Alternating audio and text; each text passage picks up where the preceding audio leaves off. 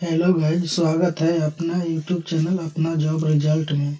Guys आज बताने वाला हूँ बिहार कर्मचारी चयन आयोग के बारे में, यानी बिहार एसएससी इंटर स्तरीय पदों पर नियुक्ति हेतु आयोजित की जाने वाली इंटर स्तरीय संयुक्त परीक्षा गाइज सबसे पहले ऑफिशियल वेबसाइट पे आ जाना है, बिहार स्टाफ सिलेक्शन कमीशन की वेबसाइट पे। उसके बाद अप्लाई पे क्लिक करें। गाइज इम्पोर्टेंट डेट है 15/10/2025 से स्टार्ट है और इसका लास्ट डेट है 25/11/2025। सबसे पहले आ जाना है न्यू रजिस्ट्रेशन पे। न्यू रजिस्ट्रेशन पे आने के बाद ये पूछ रहा है क्या आपने विज्ञापन संख्या 223 पोस्ट सेकेंड इंटर स्तरीय संयुक्त प्रतियोगिता परीक्षा 2023 के लिए आवेदन किया है। अगर किए हैं तो यस, नहीं तो नो। उसके बाद आ जाना है, यहाँ फॉर्म खुल जाएगा। फॉर्म पे आना है, पहले नाम डालना है, आवेदक का नाम, जिसमें आपका मैट्रिक के अनुसार डालना है। जो मैट्रिक का सर्टिफिकेट में है या मार्कशीट में है नाम है वो डालना। फिर सेकंड कॉलम में आ गया पिता का नाम। पिता का नाम सही सही भर दीजिएगा। फिर माता का नाम। फिर उसके बाद मेल या फीमेल या ट्रांसजेंडर। मेल या फीमेल, मेल है तो मेल डालिए, फीमेल है तो फीमेल डालिए। और उसके बाद पूछ रहा है बिहार राज्य का निवासी, क्या बिहार राज्य के निवासी हैं तो यस, नहीं तो नो। उसके बाद कैटेगरी अनरिजर्व यानी general, SC, ST, EBC, BC, EWS. अगर जनरल है तो जनरल सेलेक्ट करिए, नहीं तो एससी है तो एससी, एसटी है तो एसटी, ईबीसी है तो ईबीसी, बीसी तो बीसी, ईडब्ल्यूएस है तो ईडब्ल्यूएस। अगर मान लीजिए कि बीसी है तो बीसी है। उसके बाद कैटेगरी चुनना है, अपना कास्ट कौन सा कास्ट है वो चुन लेना है। चुनने के बाद उसके बाद है क्या आप दिव्यांग पीडब्ल्यूडी वाले व्यक्ति हैं तो यस, नहीं तो नो। उसके बाद ये हाइड हो जाएगा। पूछ रहा है क्या आप भूतपूर्व सैनिक हैं तो यस, नहीं तो नो।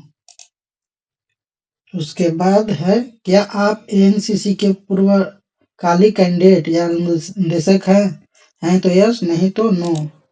और उसके बाद पूछ रहा है क्या आप बिहार सरकार के कर्मचारी हैं, उन्होंने कम से कम 3 साल नियमित एवं लगातार सेवा की है। अगर किए हैं तो यस, नहीं तो नो। अगला कॉलम है क्या आप बिहार सरकार में विज्ञापन में उल्लेखित पदों में से किसी पद पर संविदा नियोजित कर्मी हैं। अगर हैं तो यस करिए, नहीं तो नो करिए। अगर यस करते हैं तो अपने पद का नाम डालना होगा, जो पद पे पहले से आप पदस्थापित है, नहीं तो नो। उसके बाद गाइज मोबाइल नंबर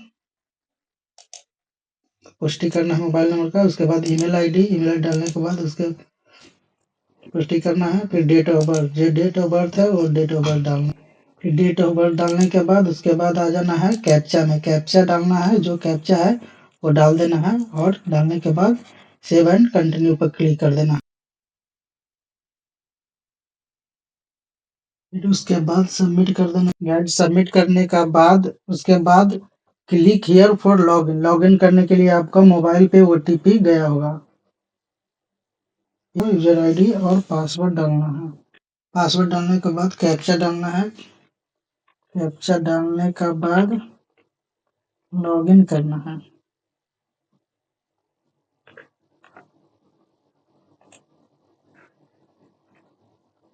फॉर्म खुल के आ जाएगा। उसके बाद डालना है बिहार राज्य के निवासी, अस्थायी निवास प्रमाण पत्र जारी करने का तिथि। जो तिथि है, जो अस्थायी निवास प्रमाण पत्र जारी करने की तिथि जो निवास प्रमाण पत्र पे दिया हुआ होगा। और उसके बाद अस्थायी निवास प्रमाण पत्र संख्या इसमें डाल देना है, जो आपका प्रमाण पत्र संख्या है। और जारी करने वाला प्राधिकार जैसे CO, RO, SDO, DM, other जो है सीओ लेवल पे है तो सीओ डाल देना है। उसके बाद आ जाना है। अब पूछ रहा है स्वतंत्रता सेनानी के आश्रित, अगर उस पे नहीं तो नो। पूछ रहा है नेशनैलिटी, नेशनैलिटी अगर इंडियन है तो इंडियन डालिए, अदर है तो अदर। अगला कॉलम पूछ रहा है क्या आपके पास आधार कार्ड है? अगर है तो यस करिए, नहीं तो नो करिए। आधार नंबर डाल देना है इसमें।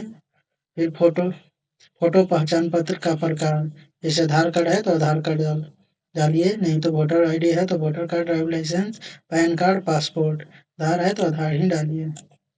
उसके बाद उम्मीदवार के पहचान चिन्ह, जैसे मोल मार्क हो गया, कट मार्क हो गया, वो डालना है।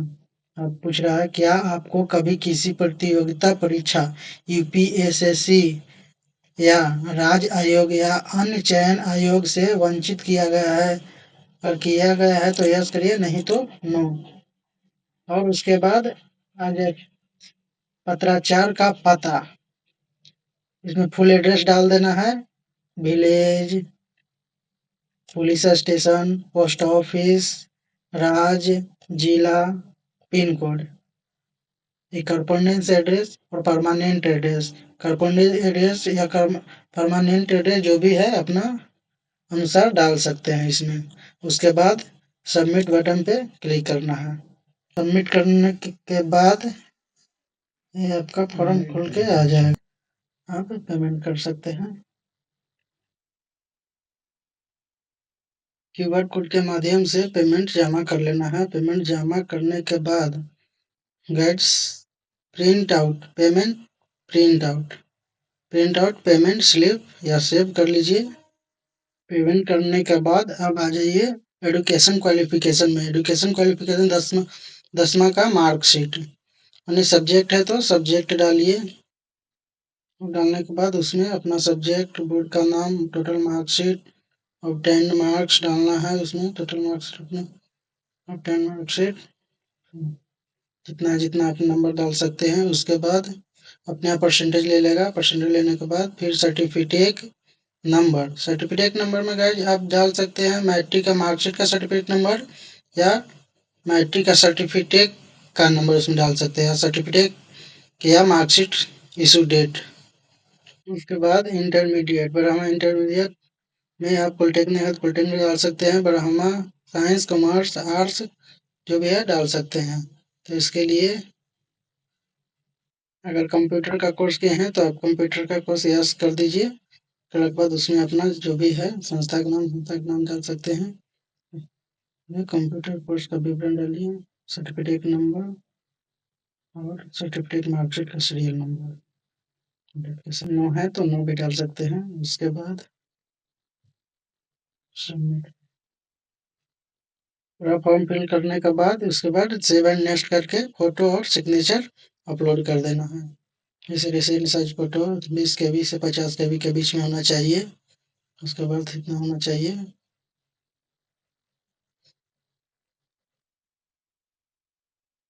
और सबमिट कर देना, इसमें डालिए।